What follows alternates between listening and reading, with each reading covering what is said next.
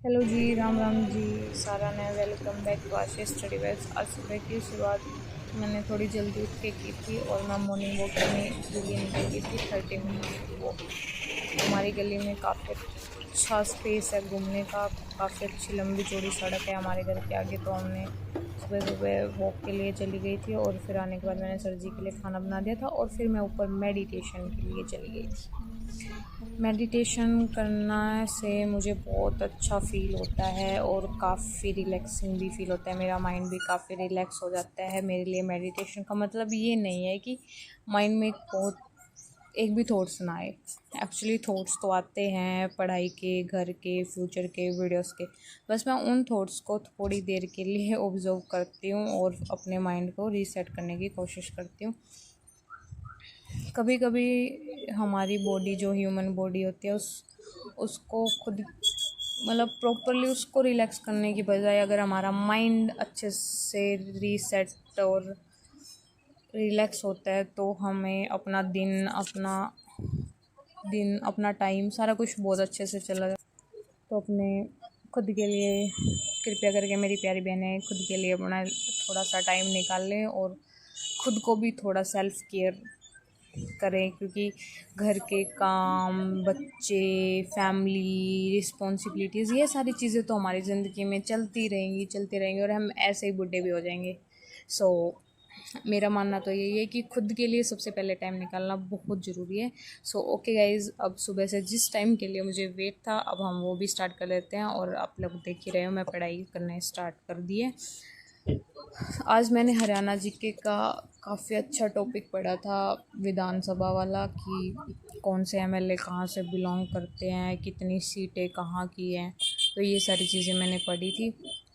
कुछ क्वेश्चंस भी लगाए थे मैंने बीच बीच में, इसके अंदर भी कुछ क्वेश्चंस और जो इम्पोर्टेंट क्वेश्चंस है वो मैंने ऑलरेडी पेंसिल के साथ हाईलाइट कर रखे हैं, उनको टिक कर रखा है कि ये वाले क्वेश्चंस पीछे वाले एग्ज़ाम्स में आए हुए हैं। सो ये सारी चीज़ें की थी। बीच में मैंने एक बार उठ के चाय भी बनाई थी और चाय भी पी थी, जिसमें चाय पीते पीते मैंने ये छोटी सी बुक्स की वीडियो शूट की थी। चाय वाली मैं भूल गई गाइस, सॉरी, नेक्स्ट वाली वीडियो में पक्का। तो फिर उसके बाद फिर मैंने अपने गैस मैंने ये दिन में पढ़ना कपड़े धोए थे। स्टार्ट कर दिया था। इनको फिर अपने शाम वाले के लिए एक टाइम पे साइड मैं कर देते ऊपर आ हैं। गई थी। मैंने कपड़े धो रखे थे, तो वो कपड़े मैंने एक बार के लिए साइड कर दिए थे नीचे ले जाने के लिए, क्योंकि जो नीचे जाएंगे इनको उतार के ले जाएंगे। उससे पहले मैं पढ़ना चाहती थी। मतलब सुबह यहाँ का मौसम काफ़ी अच्छा हो रखा था, काफ़ी प्यारा सा मौसम हो रखा था, अच्छा खासा। और मैंने अपनी हिंदी पढ़नी स्टार्ट कर दी थी, जो मैंने आपको बुक में दिखाई है कि देखो गाइस मैं हिंदी पढ़ रही हूँ। फिर मैं अपने हिंदी पढ़ने बैठ गई थी और अच्छे से अपना संज्ञा वाला टॉपिक कंप्लीट किया था, उसके कुछ क्वेश्चंस लगाए थे। ऐसे ही थोड़ी थोड़ी चीज़ें करके, थोड़ा थोड़ा काम करके काफ़ी अच्छा टाइम निकल गया। ऐसे मैं बीच बीच में कैमरे को भी देख रही थी ऐसे तो चल रहा है कि नहीं, क्योंकि मेरा पहले भी एक दो बार पॉपट हो चुका है। मैं कैमरा ऑन करके छोड़ देती हूँ, पता नहीं वो कैसे बंद हो जाता है और मेरी क्लिप्स ही शूट नहीं होती। तो फिर इसलिए मैं बीच बीच में कैमरे को भी एक दो बार देख रही थी घूर घूर के कि चल रहा है कि नहीं। तो यही है। अब फिर से घर की ड्यूटी का टाइम भी होने वाला था, शाम का खाना भी बनाना था और फिर जो कपड़े धो रखे थे उनको प्रेस भी करनी थी। तो हाँ, थोड़ा सा तो सेम रूटीन चलता है, तो कभी कभी बोरियत भी फील होती है। मुझे तो होती है, आप लोगों का मुझे पता नहीं। अगर आप लोगों को भी होती है तो आप लोग मुझे बता सकते हैं। और जो बहनें मेरी जैसी हैं जिनको घर के कामों में बहुत ज़्यादा कभी कभी बोरियत फील होती है, तो मुझे बता सकते हैं ऑनेस्टली। मुझे भी अभी इस बात की कोई कंप्लेन नहीं रहती। मेरी जर्नी में भी घर और पढ़ाई दोनों साथ चलना एक रूटीन बन चुका है, मेरा डेली की हैबिट बन चुकी है अब तो।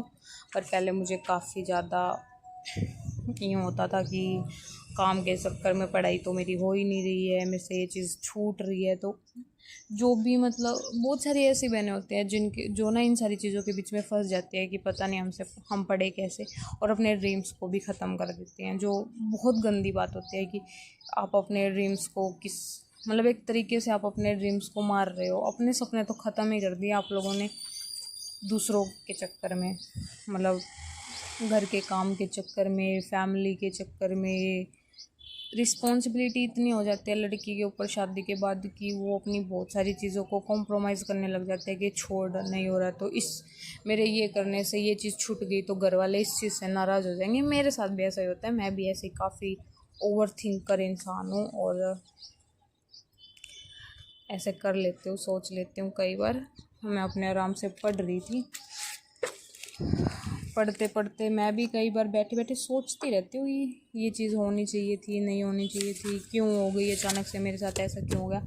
कुछ चीज़ें होती है, कभी कभी मेरी तबीयत डाउन हो जाती है, कभी कभी पैसे फैमिली का कोई काम आ जाता है तो घर से जाना पड़ता है, पूरा पूरा दिन वेस्ट हो जाता है, निकल जाता है, तो ऐसे फील होता है कि हाँ ये चीज़ हो गई, अब क्या करूँ, होनी नहीं चाहिए थी, पर क्या कर सकते हैं गाइज, हो गई तो सो हो गई।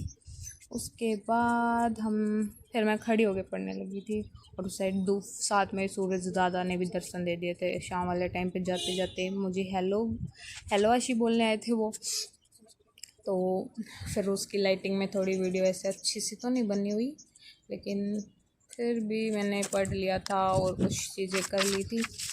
सो गाइस मेरे पास बहुत ज़्यादा बातें बताने के लिए नहीं होती पढ़ाई के बारे में। अगर सारी चीज़ें आप लोगों को एक एक पॉइंट बताऊंगी तो आप लोग उससे भी कई बार बोर हो जाते हो।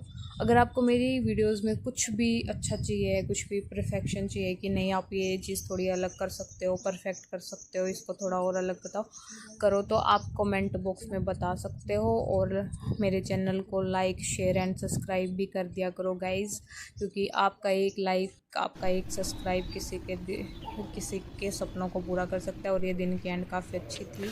अब कर दिया मैंने खाना बनाने की तैयारी। उसके बाद मैंने शाम को अपना खाना बना दिया था और फिर अपने आराम से सोने की तैयारी करी थी। So like share and comment and subscribe guys, thank you.